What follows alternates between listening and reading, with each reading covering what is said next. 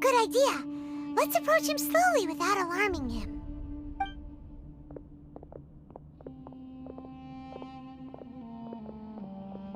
Wait.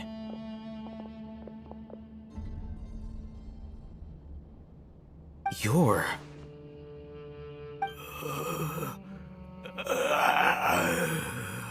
He can't speak, and his eyes are unfocused. But he looks too young to be anyone's grandfather. Also, why is he the only one here? Didn't expect to see him here. You know him? He's Razak, a senior of mine at the Academia. He's a scholar too? Is he the kind that holes up in a forest and mumbles stuff about training? No. And that's the problem. Razak was never involved in any of those things. He never trained in the forest, let alone reach Satyavada life.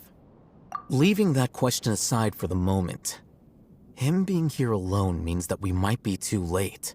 Looks like they've already taken everyone away. For whatever reason, they left Razak here. Perhaps they simply didn't have time to come back for him. There are drag marks on the ground. They're clearer by the doorway. Someone was forcefully drawing a cart that was loaded with something heavy. Loaded with people? That is one possibility. It looks like they were in a hurry, as if they were afraid of being caught. In their haste, they failed to notice Razak hiding in a corner. The symptoms are identical. Looks like we found living proof. Huh? Why do you say that? Allow me to jog your memory. Recall your time at Port Ormos. Don't you think his symptoms look familiar?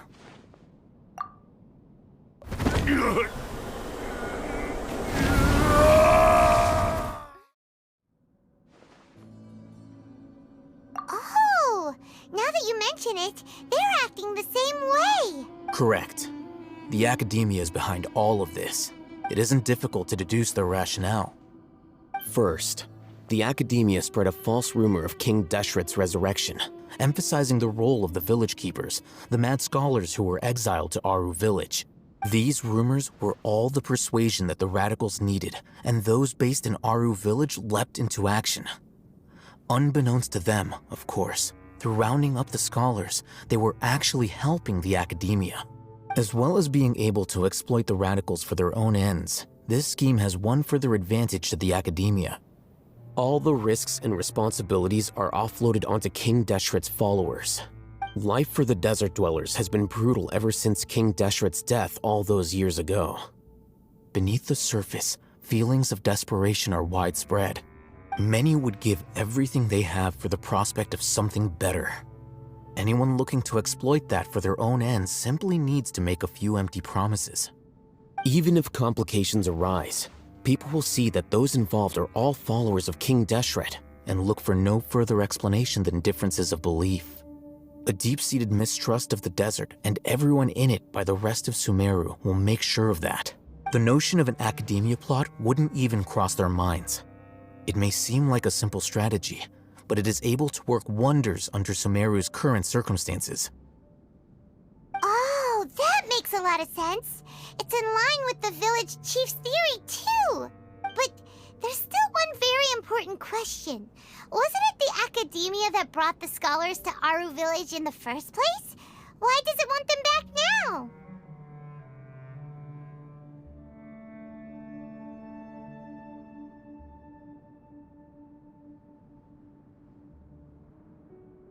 Throughout this process, one thing has changed: the scholars' identity. First, they were scholars. Then, they became lunatics. After that, they were exiles. And finally, they become missing persons. An exile is still patently a living, breathing human being. But when someone becomes a missing person, that is brought into question.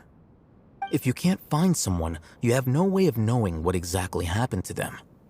That makes missing people an ideal resource. Resource? For what exactly? One possibility is that the information in their brains could be extracted into knowledge capsules. Extracted? You mean canned knowledge comes from people's brains? With the technology of the Sumeru academia, it's entirely possible. Perhaps the process caused them great suffering, which is why they cry out in the dead of night when no one is watching them. So, the human brain...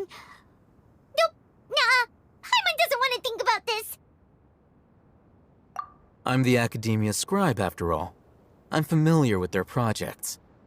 Anyway, judging by Razak's state, the contents of a divine knowledge capsule were extracted from his mind, but something went wrong in the process.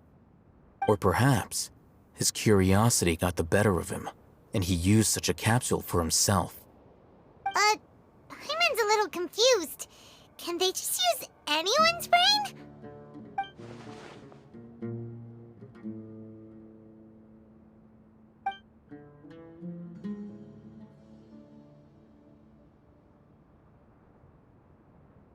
The look on your face tells me you've realized the answer. That's right. To some scholars, gaining knowledge about the gods is their entire life's pursuit. Extracting canned knowledge is just one of the extreme measures they turn to. However, I can't help but wonder, what do they seek to gain from divine knowledge? The academia is going out of their way to look for forbidden knowledge, but what is their ultimate goal? I've spent quite some time trying to analyze the contents of the divine knowledge capsule, but to no avail. You mean you're not even slightly interested in getting your hands on this forbidden stuff? All scholars seek to expand the horizons of knowledge, but I'm not particularly interested in gods, so I don't share their degree of zealotry. Extracting information from people as if they were lifeless objects? If this is the direction of academic progress, then the academia may as well shut its doors. Sounds like you're really against all this. Of course. The academia's actions run contrary to their rules. Whether it be academics or knowledge, everything has its boundaries. If those lines are crossed, the rules and order that govern everything in the world will be destroyed. This matter needs to be corrected, just like fixing a typo in a book. Wait, didn't you step in to help because you felt sympathy for those poor people?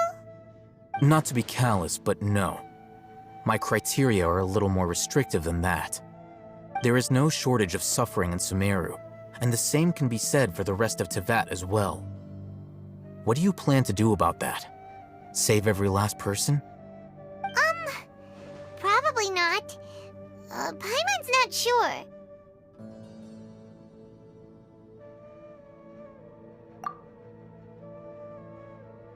You can say that. Simply put, I don't blindly place my faith into strength or heroism. I do what I want. The divine knowledge capsule is something I want to investigate in full. That doesn't mean I'm willing to take action for the sake of a few strangers.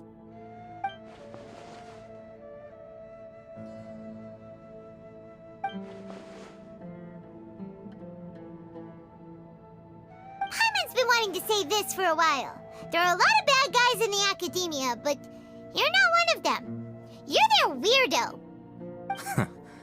You're probably right. Though I must say, I quite enjoy this feeling of being the odd one out. Uniqueness is also an asset, is it not? Wow, that's a great way to think about it. Paimon's really impressed. If only Miss Shani had a similar mindset, her life would definitely be a lot easier. I'm just a more likable person than her in general. There's nothing more to it than that.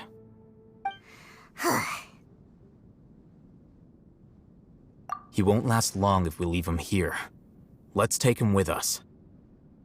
We'll work out our next step after we return to Aru Village.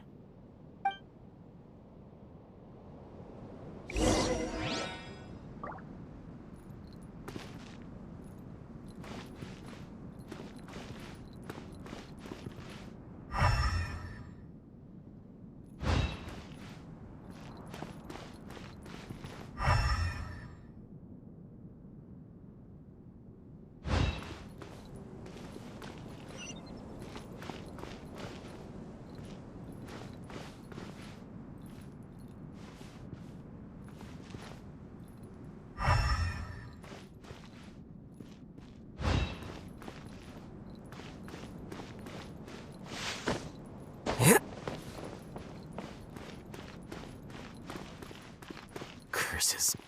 There's sand in my shoes.